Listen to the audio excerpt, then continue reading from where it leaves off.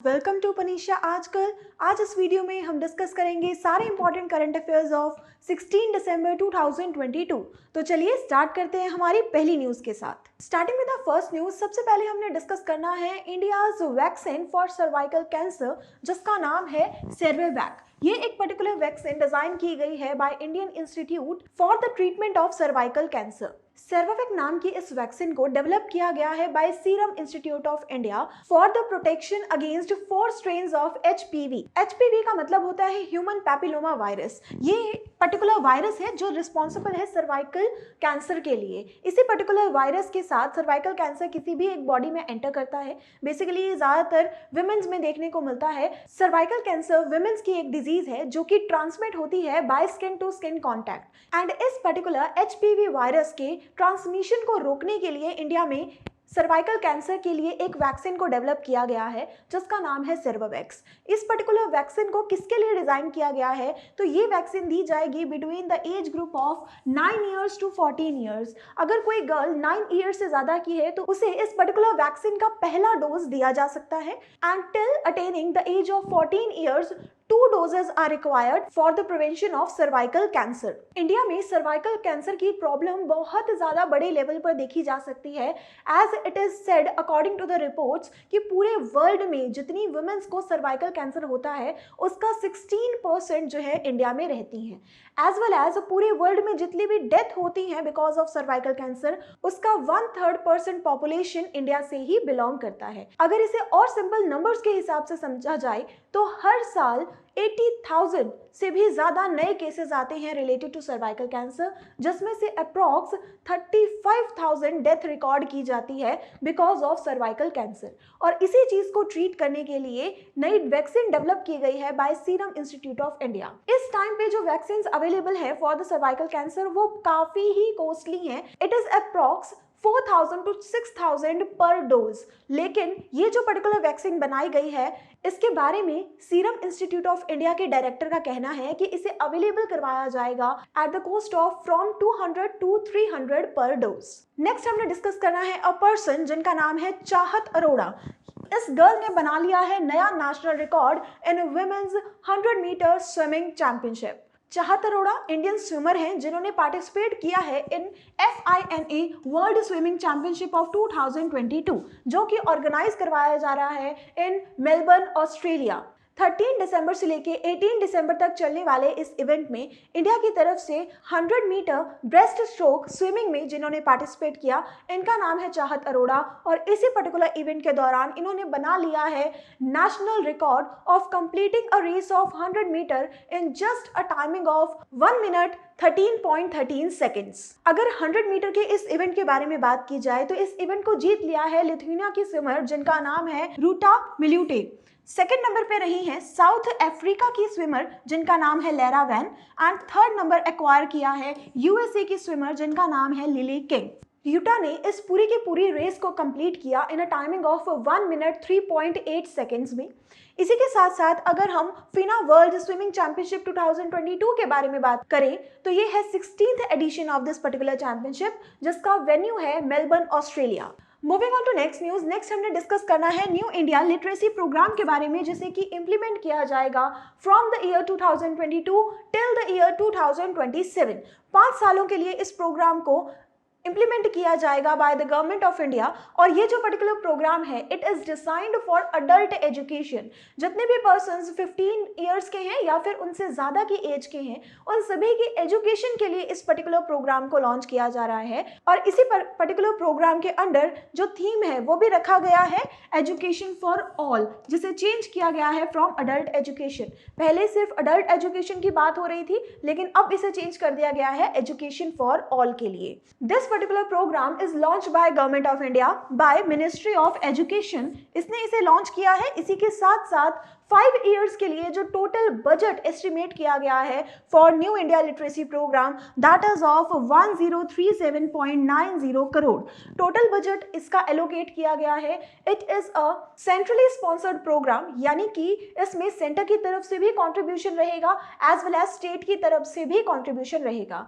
इसका जो main budget है उसमें जो डिवीजन होगा between the centre and state, that is in a ratio of 60 and 40। यानी कि अगर हम थोड़ा सा एस्टिमेट लें तो इस पूरे बजट का अप्रॉक्स 700 करोड़ दिया जाएगा बाय द सेंट्रल गवर्नमेंट। बाकी की सारी अमाउंट दी जाएगी by the state governments of all states of India except the region of north east. North east की कुछ स्टेट्स को छोड़ के बाकी की सारी स्टेट्स इसमें 60-40 के रेशियो में इन्वेस्ट करने वाली हैं। न्यू इंडिया लिटरेसी प्रोग्राम के 5 मेन कंपोनेंट्स हैं जिनके बेसिस पे इस प्रोग्राम को इम्प्लीमेंट किया जाएगा in all over the India. तो वो 5 कंपोनेंट्स कौन कौन से हैं ये जानना हमारे लिए जरूरी है। जैसे कि सबसे पहले है foundational literacy and numeracy, second number पे है क्रिटिकल लाइफ स्किल्स, थर्ड है vocational skills and development, fourth है basic education and fifth one is continuing education. इन 5 कंपोनेंट्स के साथ इंप्लीमेंट किया जाएगा new India literacy programme from the year 2022। Moving on to next news, next हमने discuss करना है meeting of board of directors of NHB के बारे में, जिसका 32nd एडिशन हेड किया गया है बाय नरेंद्र सिंह तोमर। नरेंद्र सिंह तोमर रहे हैं chairperson of 32nd meeting of NHB। तो NHB की फुल फॉर्म यहाँ पर क्या है? NHB का मतलब है नेशनल हॉर्टिकल्चर बोर्ड। इस पर्टिकुलर मीटिंग में हॉर्टिकल्चर से रिलेटेड बहुत सारे इंपॉर्टेंट डिसीजंस लिए गए, जिसमें हॉर्टिकल्चर से रिलेटेड सारी की सारी प्रॉब्लम्स के बारे में डिस्कस किया गया, एज वेल एज उसकी डेवलपमेंट पे ध्यान देने के लिए जो जो इंपॉर्टेंट इंप्लीमेंटेशंस हैं उन सारी चीजों को डिसाइड किया गया इस पर्टिकुलर मीटिंग में। जैसे कि अगर हम कुछ इंपॉर्टेंट डिसीजंस के बारे में बात करें, that is simplified process of approval of horticulture project. किसी भी तरीके का कोई हॉर्टिकल्चर प्रोजेक्ट हो उसे अब और भी ज्यादा सिंप्लीफाइड वे में आप अप्रूवल दिलवा सकते हैं। जहां पर पहले किसी भी प्रोजेक्ट के अप्रूवल में टाइम ड्यूरेशन लगता था 6 to 8 मंथ्स, अब उसे रिड्यूस करके किया जाएगा ऑफ 45 डेज, यानी कम से कम समय में किसी प्रोजेक्ट को अप्रूवल दे दिया जाएगा बाय नेशनल हॉर्टिकल्चर बोर्ड। इसके अलावा और जितनी भी इंपॉर्टेंट चीजें हैं जैसे कि application filing system as well as documentation for the project approval, इन सारी चीजों को भी और भी ज्यादा सिंप्लीफाइड किया जाएगा। इनसे रिलेटेड जो भी इंपॉर्टेंट डिसीजंस लिए गए हैं उन सारी चीजों को इम्प्लीमेंट किया जाएगा फ्रॉम द डेट ऑफ 1 जनवरी 2023। इस पर्टिकुलर डेट के बाद ये सारी चीजें इंप्लीमेंट की जाएंगी।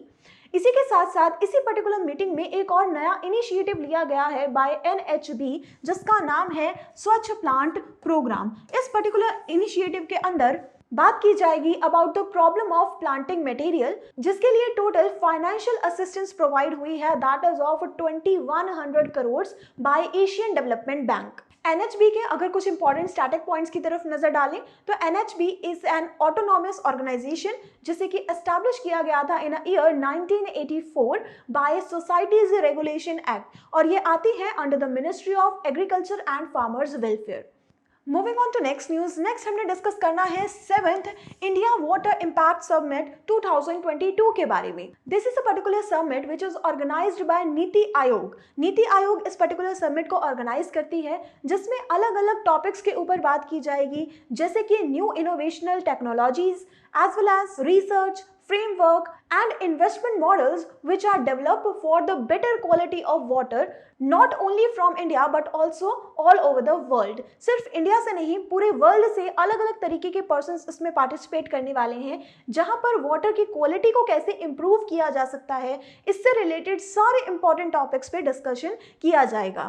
इस सबमिट के अगर कुछ इंपॉर्टेंट पॉइंट्स की तरफ नजर डालें तो ये सबमिट स्टार्ट हुई है 15 दिसंबर को एंड कंप्लीट होगी ऑन 17 दिसंबर। 3 दिन तक चलने वाली है ये सबमिट, जिसके लिए जो वेन्यू डिसाइड हुआ है दैट इज ऑफ अंबेडकर भवन न्यू दिल्ली। न्यू दिल्ली में की जा रही है। इसका थीम हमारे लिए जानना जरूरी है। थीम है इसका restoration of conservation of small reverse into a large basin. 3 दिन तक चलने वाले इस सबमिट को इनॉग्रेट किया गया है बाय यूनियन मिनिस्टर ऑफ जल शक्ति, जिनका नाम है श्री गजेंद्र सिंह शेखावत। और इस पर्टिकुलर सबमिट में एक स्पेशल एम्फेसिस दिया जाएगा for mapping and convergence of 5 Ps। 5 Ps को अलग से सेलेक्ट किया गया है, जिसके बारे में स्पेशली ध्यान दिया जाएगा इस पर्टिकुलर समिट में कौन कौन से हैं वो 5 P's, that is people, policies, plans, programmes and projects. इन 5 P's को ध्यान में रखते हुए इस पर्टिकुलर समिट को ऑर्गेनाइज किया जा रहा है।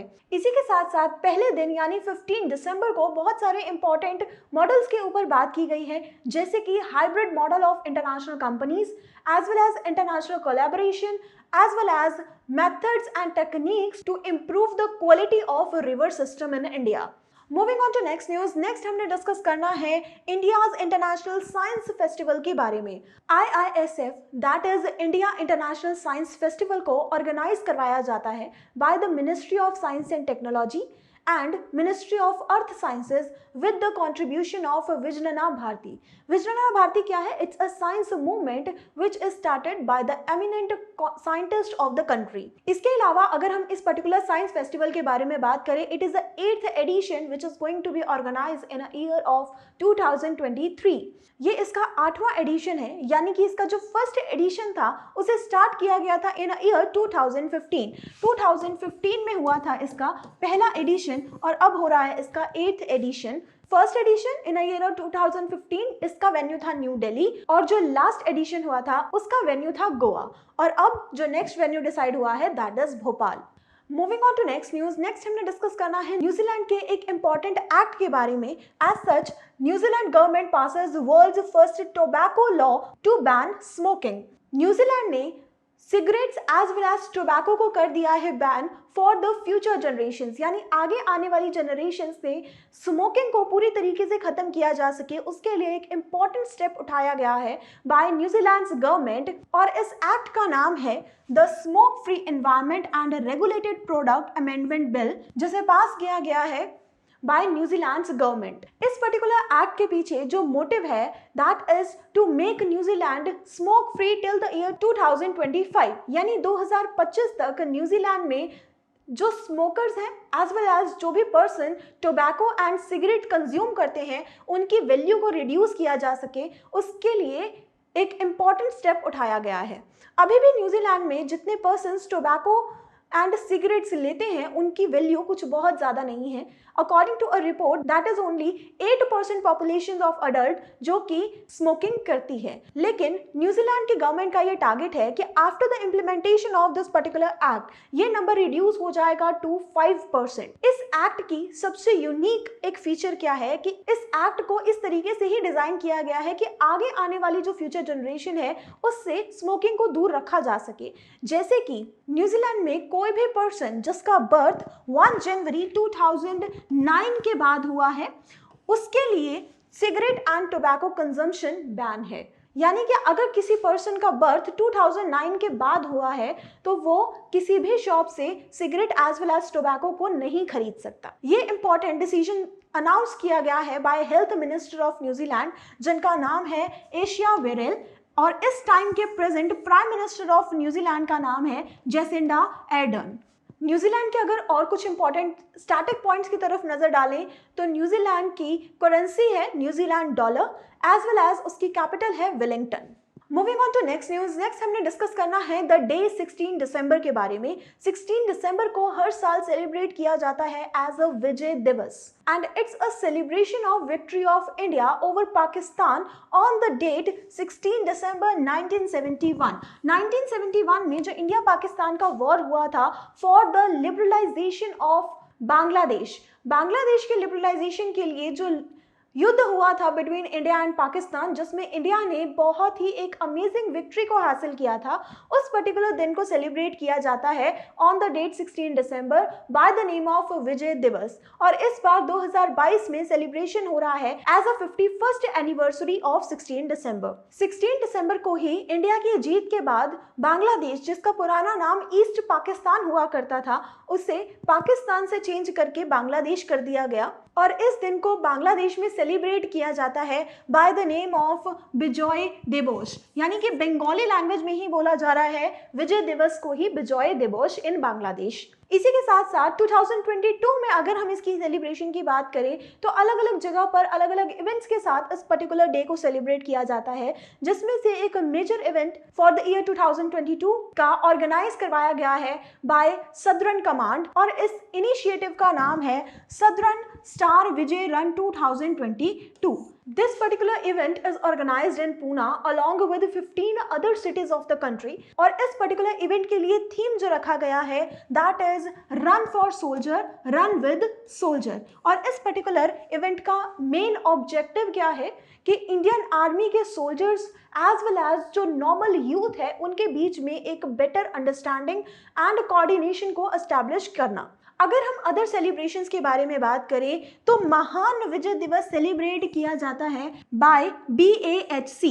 BAHC का मीनिंग है Bangladesh assistant high commission in Agartala Tripura, जहां पर अलग अलग तरीके के कल्चरल इवेंट्स एंड प्रोग्राम्स को ऑर्गेनाइज किया जाता है for the celebration of victory of India as Vijay Diwas. तो ये हमने देखे सारे important current affairs of 16 December 2022। I hope ये सेशन आपके लिए यूजफुल रहेगा। Please like this video, subscribe to our channel. हम मिलेंगे आपसे ऐसे ही इंपॉर्टेंट करंट अफेयर्स के साथ। तब तक के लिए थैंक यू।